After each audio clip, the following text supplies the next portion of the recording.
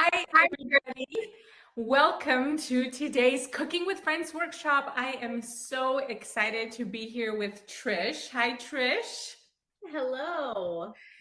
And Amy. And we have a packed cooking demo today, which I'm so excited to go through all of it. So I'm going to go ahead and turn things over to Amy real quick. She's going to cover some announcements. And then we'll move into the rest of the Fabulous. workshop. We are so excited to have you all here today with us to join Trish in her kitchen. We are very blessed to have her as one of our dear friends. And so, as you can see, we are all joining you from different locations, and technology is great when it works, but sometimes, yes, we do have issues, and you may have issues. So just know that if we pop off, if there's a connection issue, just give us a few minutes. One of us will pop on. We'll make that transition. But if you have issues hearing us or seeing us, one of the best things you can do is just try to refresh your connection and join us back again. One of the things we have found is that the Chrome browser works really well on our platform that we use is called Demio. So that's what we use for this workshop. So if you are on one, you're having issues, you might try joining from that browser on that. I see everyone, it looks like, has found the chat. So please find the chat, say hello, tell us where you're joining from today. I see, oh my gosh, from Atlanta, Newport News, Virginia, Maryland, Philadelphia, Colorado, Scottsdale, Arizona, so all over. And that's what we love, is that we can do this and all come together around a great topic of wonderful, delicious food. So please ask your questions there. So if you have questions as we go, we'll answer them in the chat. And some we might pop on and ask Trish as we go through too. So thank you again for being here today. Excellent. Thank you very much, Amy. So I want to introduce you all to Trish because I think I love not just the fact that she is so spunky and fun in the kitchen and makes healthy cooking super fun for all of us. I also love your story, Trish. I think that it's so encouraging for any of us who have ever struggled with our weight or other related health issues.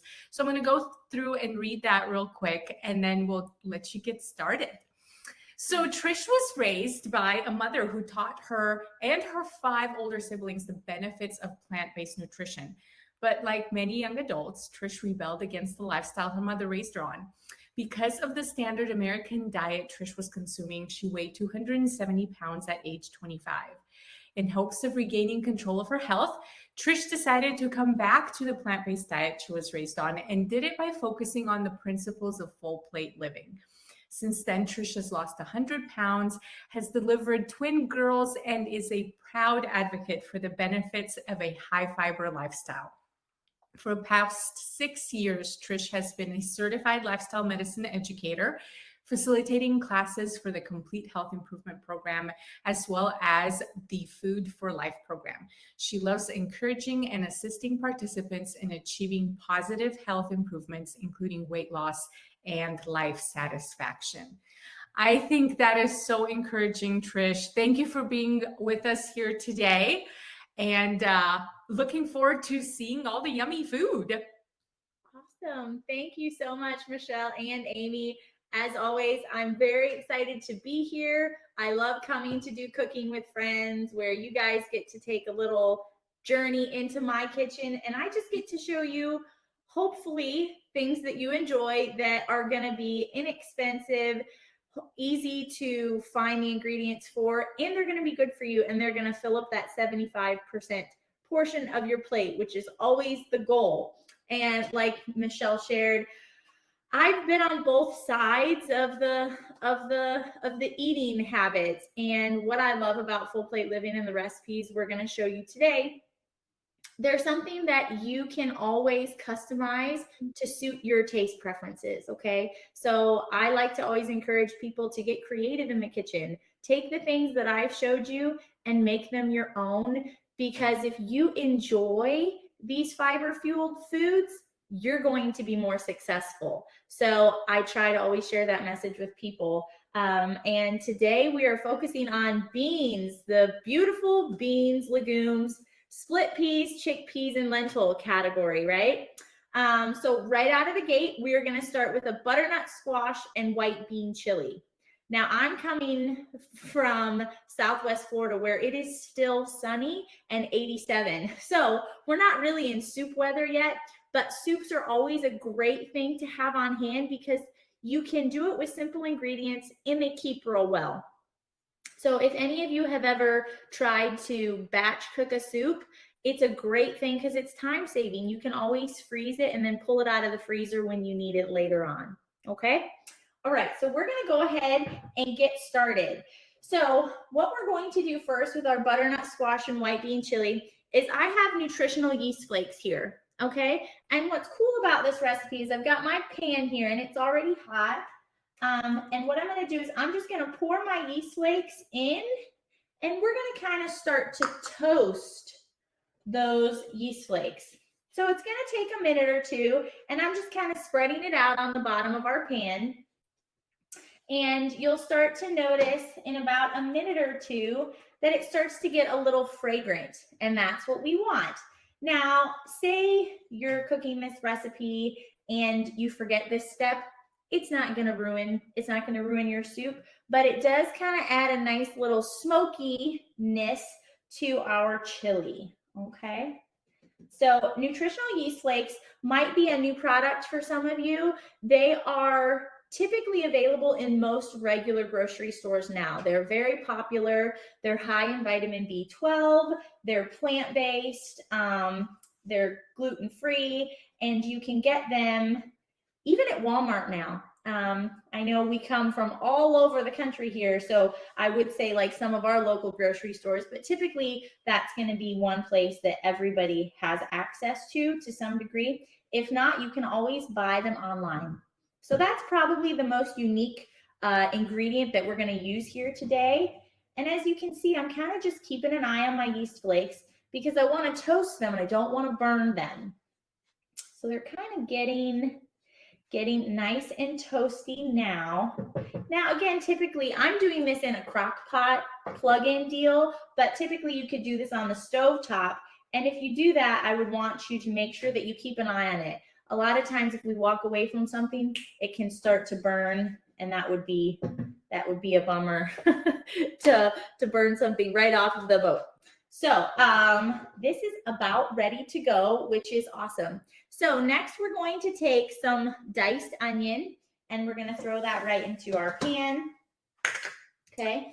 And we're going to let that just kind of start to cook up with our yeast flakes. And next we're going to throw in some cilantro. Okay. Now my store happened to be out of fresh cilantro. So do you know what we opted for? Just this squeezy version of cilantro. All right. When in doubt, don't be afraid to make little substitutions if you need to. Obviously, it would probably be best to use the fresh cilantro, but if that isn't an option, this is always a really cool product if you can kind of see it. They sell them over by the produce section, by the herbs and things. Okay, so we've got our cilantro and our onions, and we're just going to kind of let that cook a little bit. Now, I'm using some vegetable stock. You could use whatever kind of stock you'd like. So we're going to add a little bit of that and cook this until it gets translucent. We want our onions to get nice and translucent and those cilantro leaves and stems to cook up. Okay. Now, this is cooking up very nicely. Okay. So next off, we're going to just kind of give it a minute.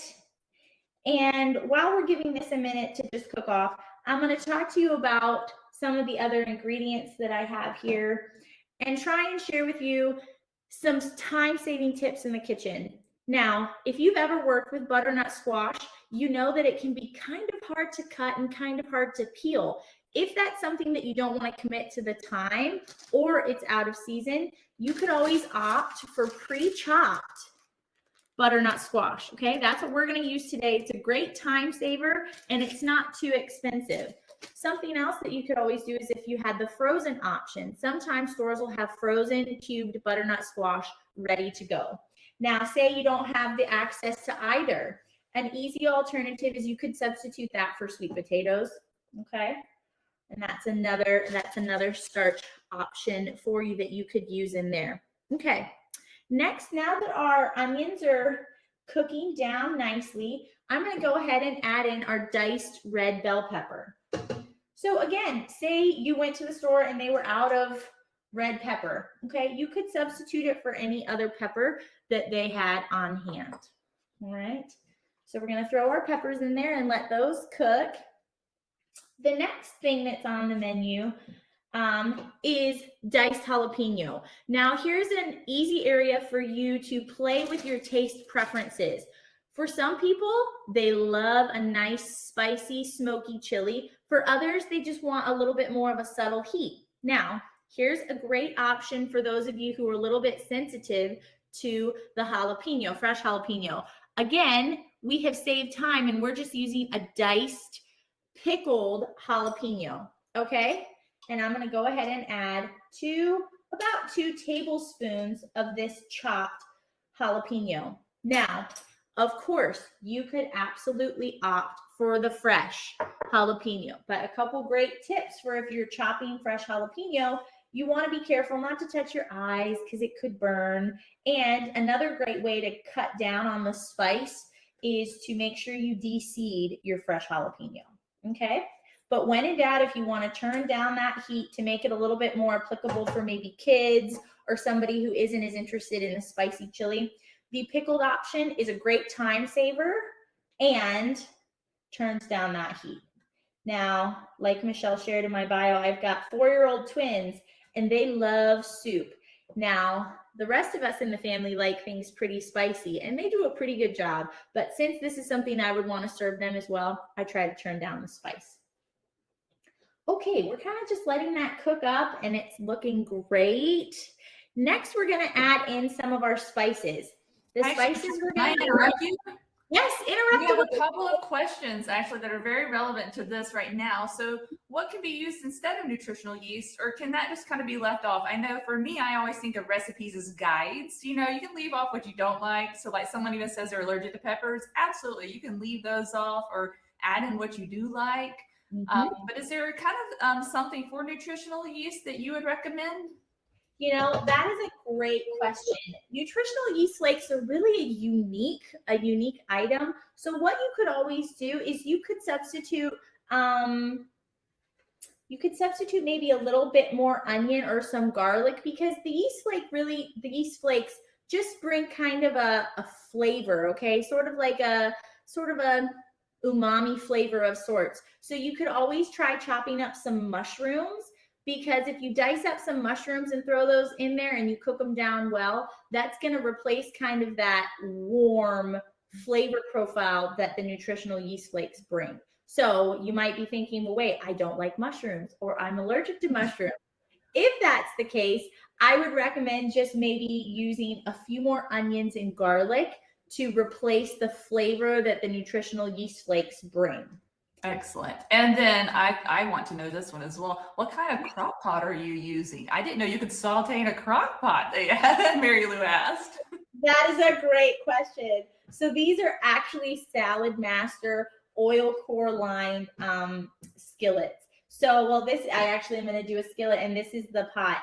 These are sort of like what I like to think of as the most fancy kitchen appliances I have, because I go on the road and do a lot of cooking. These Salad Master pans are just the coolest investment I've ever made. They're made out of 316 titanium, which is surgical grade metal. So it doesn't leach toxins into your food, which is really great. So that is actually, it's called an MP5, and it's made by Salad Master. And they're a really great tool to have in the kitchen. Not something that you have to have, but that's what kind of pan this is. Excellent. All right, a couple follow-up questions, and I am going to take it back over to you because I really want to see everything you're cooking today. We have some great things. I just wish I was in the kitchen smelling this right now. You can smell it. I'm going to toss these in while you ask. Okay? So we're going to toss in the cumin and the smoked paprika just so those could kick off while you ask the questions. Keep going. And that was actually one of them. What about smoked paprika instead of the nutritional yeast flakes? So that's great to see that you're adding that in. And does the yeast have any nutritional significance? Do you know? It does. Nutritional yeast flakes have, they're one of the only plant sources of vitamin B12. So typically a lot of people will supplement B12 because it's something that we don't get very much anymore. So that is one thing that nutritional yeast flakes has that's a big winner. Excellent. Well, thank you for answering those. You're welcome. Okay, so we have left off at our cumin and our smoked paprika. Okay, so we've got those in there. And like Amy said, it is just smelling fabulous and fall and fresh. So what we're going to go ahead and add in next is we're going to add our cubed butternut squash. Again, you could opt for a fresh butternut squash, peel it and chop it yourself, or if this is accessible, it's a great time saver. Okay, so we're also next we're going to add the star of our cooking today, and that is the navy bean. Again, I am showing you guys products that you can all buy at your local Walmart. Okay, so what I have done with these navy beans, which are a super fun small white bean, if you're not familiar with them, they're really teeny. Okay, I have drained and rinsed these to help get some of the sodium off, and we're going to add these right into our pot. Now, of course, the best and even most cost-effective option would to be dry beans, purchasing dry beans and cooking those. But say you haven't planned ahead or you don't have the time to do that, there's nothing wrong with opting for a canned version. Both of these were less than $1 where I live. So again, it's cost-effective, it's high in protein, and most importantly, very high in fiber.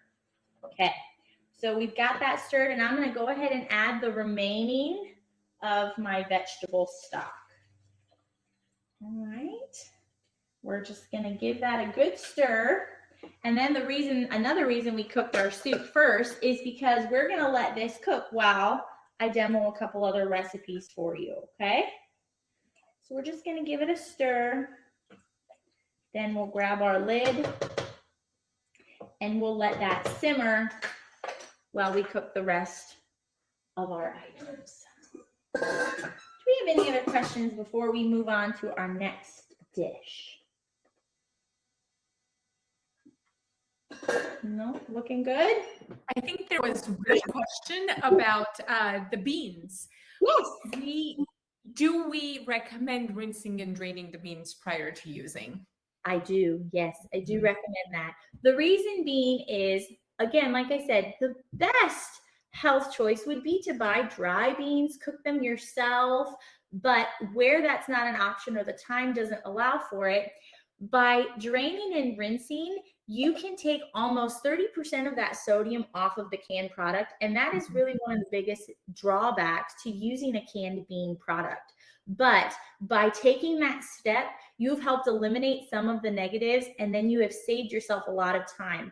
And I have found for people when they're doing a health journey or a weight loss journey, if you can find things that are efficient, you're more consistent with what you're trying to accomplish.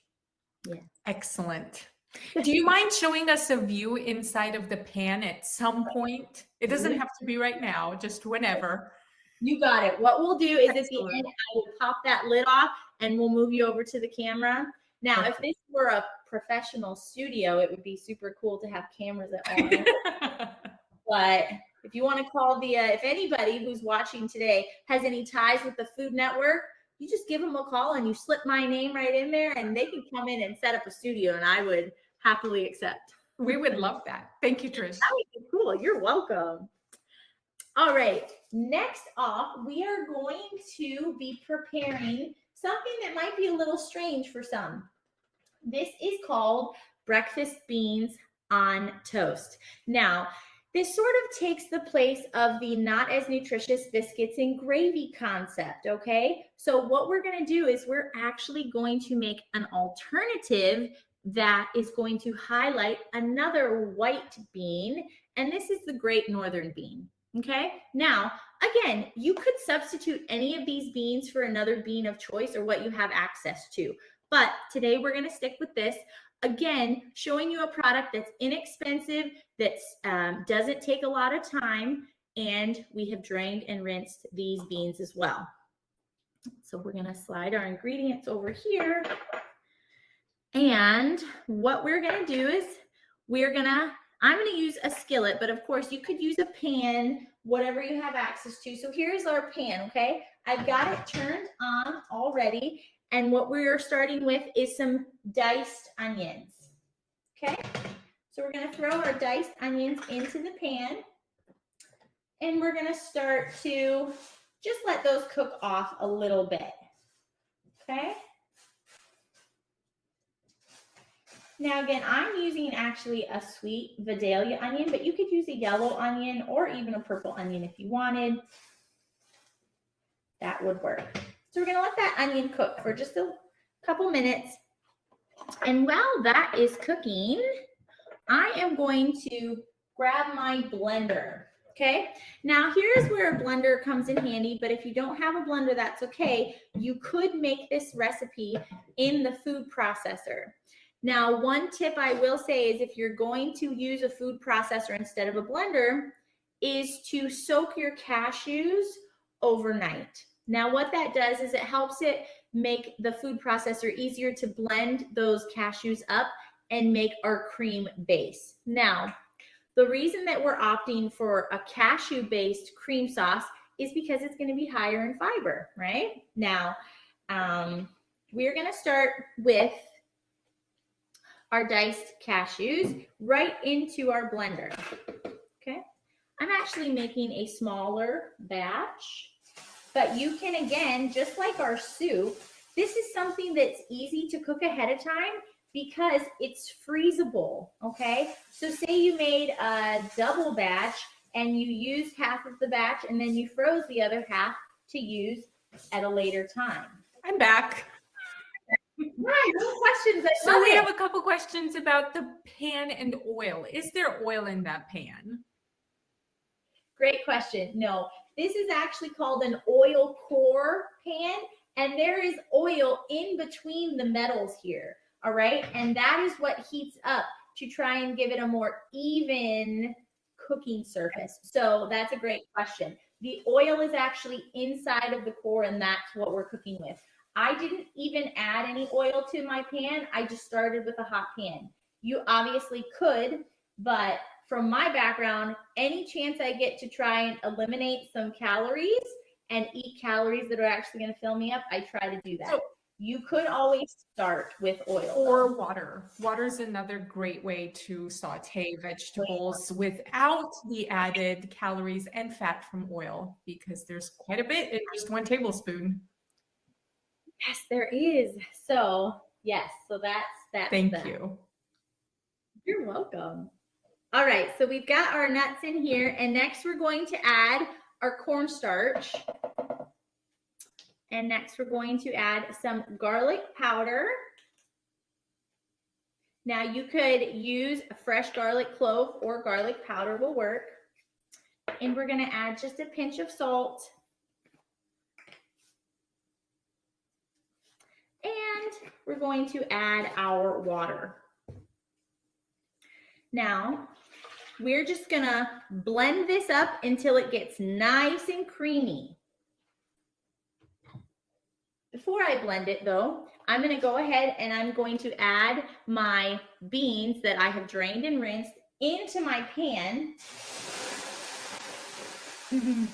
And these are gonna just brown up for a minute or two as I blend my sauce.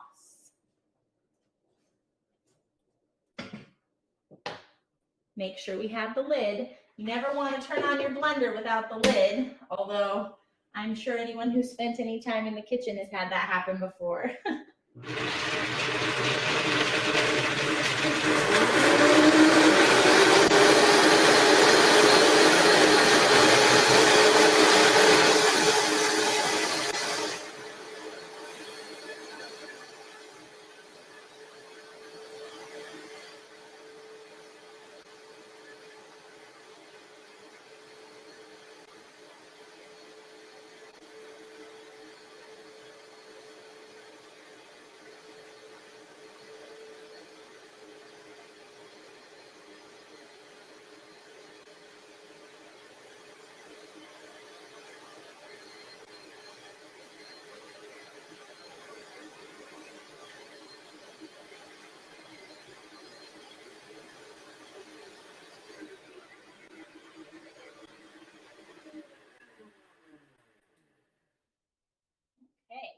Now, you may have noticed that I blended that for quite a while.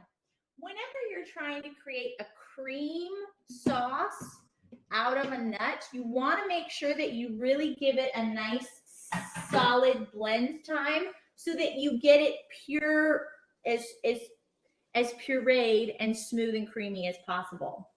So what I'm going to do is I'm going to go ahead and I'm going to pour our gravy of sorts right over our beans. Like so. And what this is going to do is this is going to start to thicken up a little bit. And as it does, it creates our gravy or our cream sauce for our beans to go over our toast. Now, you might be thinking, why would I want to have beans for breakfast? That doesn't seem like a typical breakfast food. But the reason is beans are so good for helping level our blood sugar spikes after a meal. So if anytime we can find a way to get beans into a breakfast meal, it's really an awesome way to do it. Now this is thickening up already, and I'll bring it over here for you guys to see in just a second. Now next we're going to add our last ingredient, which is some diced roasted red pepper. Now again, for anybody who is allergic or doesn't have it, you can omit the red pepper. What's cool about it is it adds a nice color, and you know, part of the eating process is not just with our mouths, right? We like to see something that's aesthetically pleasing, and by adding a little bit of color, it helps give us that. And just like that, our breakfast beans are ready. I'll bring it over for you guys to see. See? Isn't that cool? It cooks up real nice and thick. And then I'm going to go ahead and I'm going to serve this up right now so you can see. Oh my gosh, Trish, this is like one of my favorites, and I'm literally salivating so much because I have tasted these and I know how good these are. So I hope all of you are enjoying this. I wanted to go ahead and just put the handout with all the recipes on so everyone can download them. So everyone, you should see this kind of pop up. We will have it on the landing page in your full plate membership as well, that you can download there. So yes, please go ahead, click on that and download that. You will not want to miss it, especially this recipe. It's definitely one of my favorites. Even actually when my kids were younger, we used to serve this to them and they loved them. And even they've asked me for the recipe now that they've grown up. So that is great. I love it. And it's also versatile. You don't have to eat it at breakfast, but it is an option. And I'm going to show you what I have here is just 2 slices of 100% whole wheat bread. Now, when we're talking about bread, we understand from the full plate concept that the highest fiber, least processed bread option you could find is ideal. I would recommend Ezekiel toast. Ezekiel bread or English muffins or toast are made out of sprouted grains, so they're going to be even better for you and more nutritionally sound. But unfortunately, again, my store was out, so we opted for the next best thing. And as you see, we're just going to go ahead and pour those breakfast beans right over our toast. Now, simple substitutions like this, substituting the whole grain bread for a white biscuit is going to help up that fiber content. And look at that. It's colorful, it's bright, it's creamy, and it's satisfying. Right. Now, before we transition to our last recipe, we're going to take a peek at our chili and give it a stir, because like the request was, you guys want to see what this looks like. So we're going to give it a little stir and then bring it over for you guys to see. Okay. Now I'm giving it a check here. I'm going to say it needs a few more minutes before we're going to go ahead and ladle that up. But you see the steam rising, and you've got our beautiful colors with our squash and our beans. And it just smells so smoky and delicious. Okay. All right.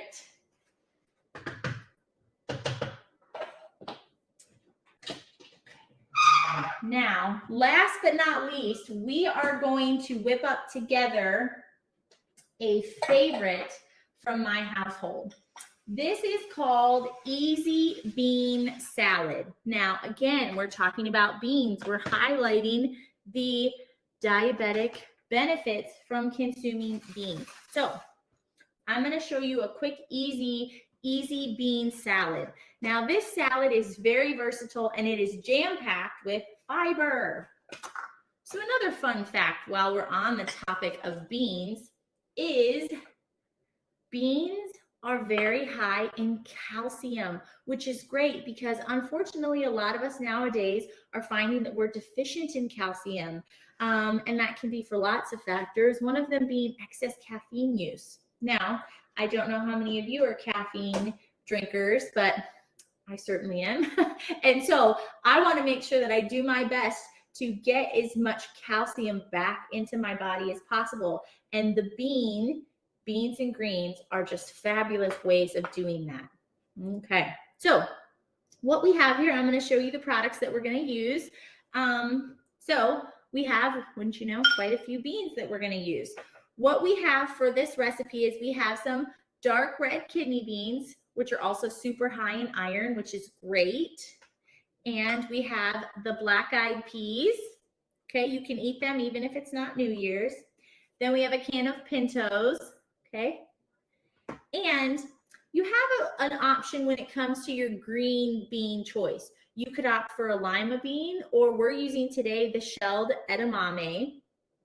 Or if you wanted, you could substitute for green peas, sweet peas, or even pigeon peas. So those are just a few substitution options for you in that sense. And we have a diced purple onion that's going to add some nice color and flavor. And then also diced red pepper and some corn, fresh corn. And what's great about this recipe is other than the draining and the rinsing of the beans and the chopping of the onion and the pepper, it's a pretty quick and easy thing that you can throw together. So we're going to go ahead and just throw all of our beans into a dish here. Our soup is cooking up nicely. Next, I'm going to add my black-eyed peas and our pinto beans. Now, you might be thinking, can I substitute any of these beans if I don't like them? You absolutely can. The main reason that we chose these beans is, if anybody couldn't guess, it's for the rainbow effect. We want that colorful plate. Because another thing that we do, not just eating with our eyes, the benefits of eating a rainbow, is that different colored foods have different phytonutrients in them. And so the wider variety we can eat of colored foods, the more variety of nutrients we're going to get, which is awesome. Next, we're going to add our onion in here. And again, sometimes I'll have people say, I can't eat raw red onion. Go ahead, omit that. Or you could substitute it for some green onion, or you could always substitute for just onion powder or dehydrated onion if that's easier on your stomach. I have had some people say that that is helpful for them. Next, we have our corn. Now, when it comes to the corn, you could opt for fresh or frozen, whatever you have access to or you have the time for. And last but not least, our red bell pepper.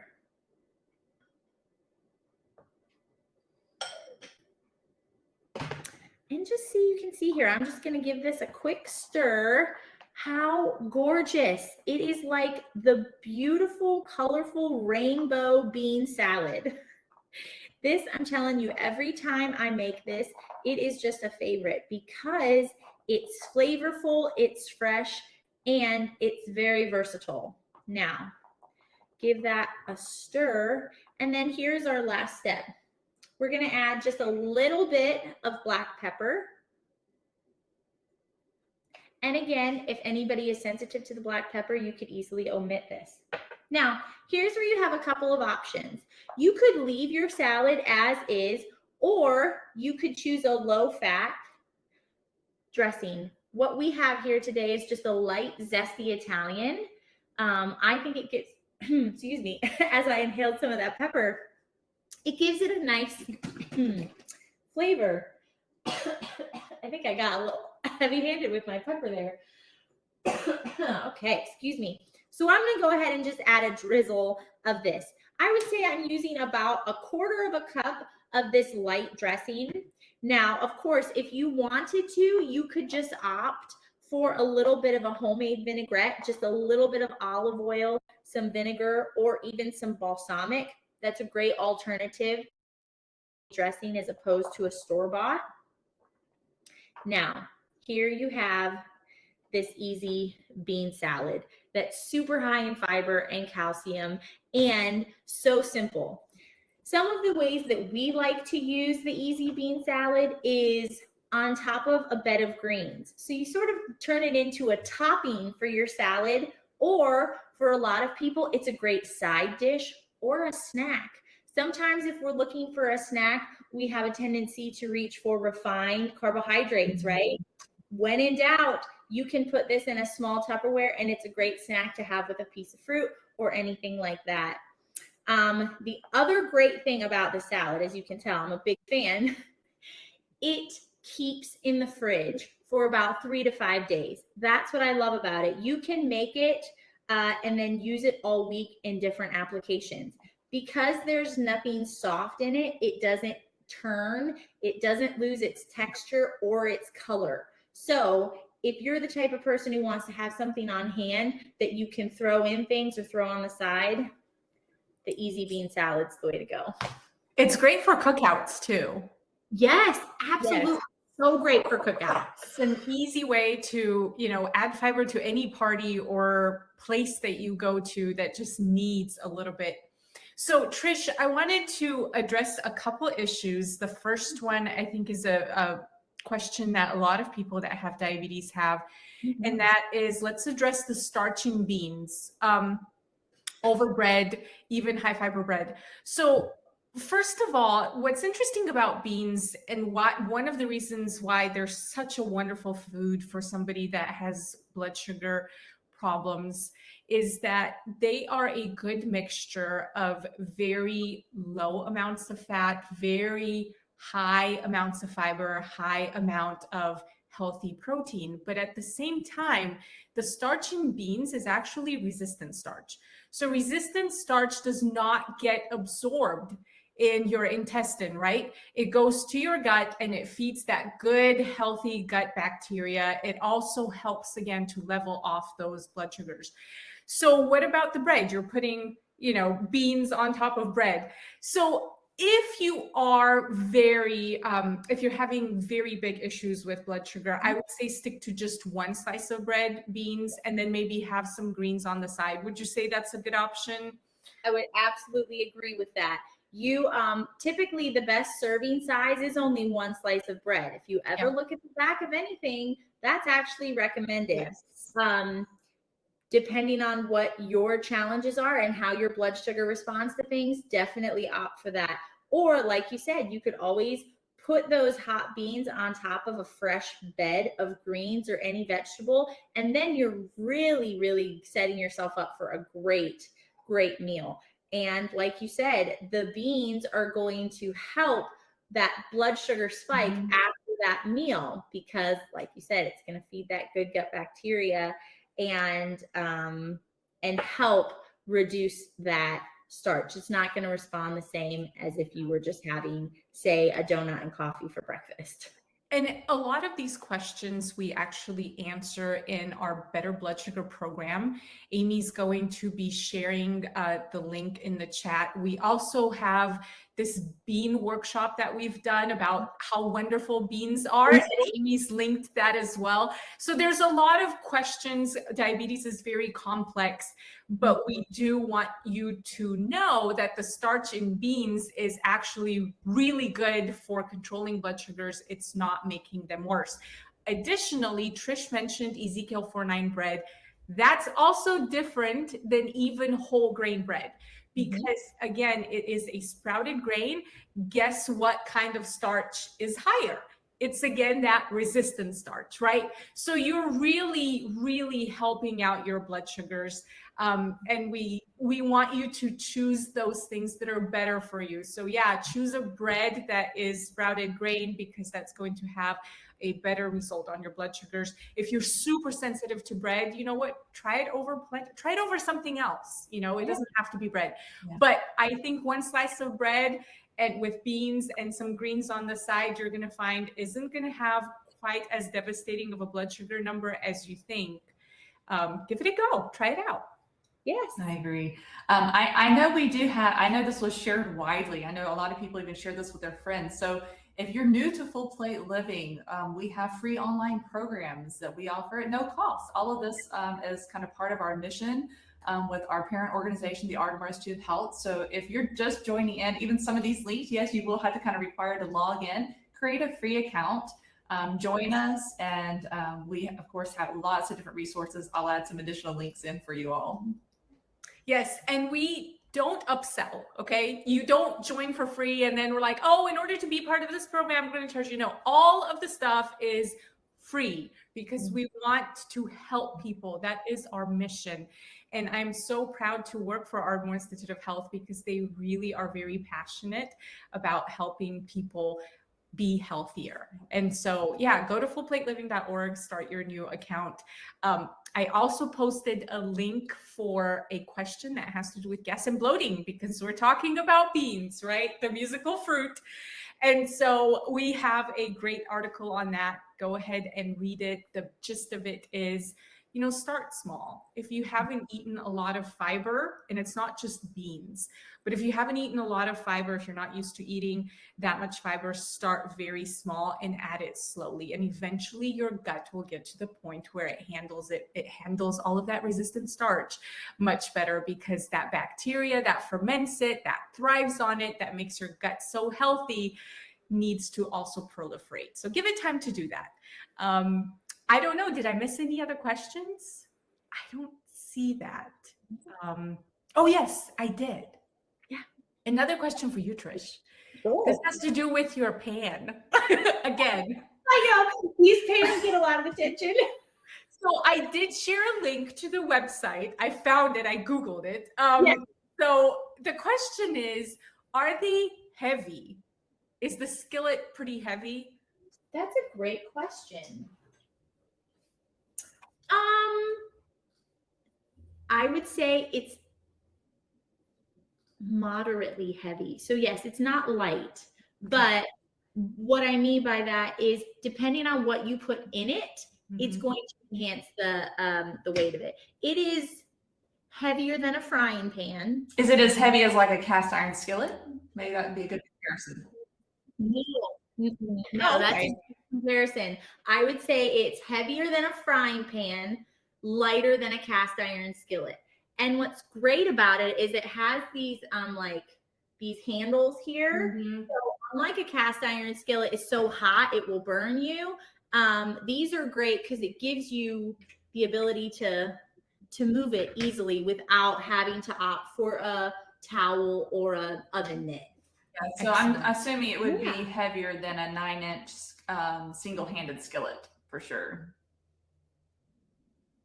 Correct. I mean, like the bigger frying pans, like because this is I don't actually know what diameter is, but it's a pretty big skillet. And I know that they do have a smaller one. This is the largest skillet that they have to plug in. Yeah. Again, it's functional for this, but it's not something you have to have in your kitchen to eat the healthiest way and to up your fiber. You can do it with whatever you have access to in your kitchen. I try and tell people don't be overwhelmed by gadgets or these complex ingredients.